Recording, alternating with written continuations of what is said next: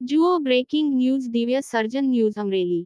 BZ ફાઇનાન્સની વધુ એક office Amreli રાજુલામાં છે. હાલ ઉત્તર ગુજરાતમાં સીઆઈડી ક્રાઇમની રેડ બાદ રાજુલામાં બીઝેડ ફાઇનાન્સ ગ્રુપની ઓફિસે તાળા લાગી ગયા. રાજુલાના જાફરાબાદ રોડ પર નારાયણ મોલ ખાતે બીઝેડ ઓફિસને લાગ્યા તાળા. પોન્જી સ્કીમ ચલાવી લોકોને ઉલ્લુ બનાવતી ઓફિસને તાળા લાગ્યા છે. ગત 14 ઓગસ્ટે રાજુલા ખાતે બીઝેડ ગ્રુપની ઓફિસનું ઉદ્ઘાટન થયું હતું. આ પ્રસંગે ભાગવત કથાકાર જિગ્નેશ દાદા ઉર્ફે રાધે રાધેના હસ્તે ઉદ્ઘાટન થયું હતું.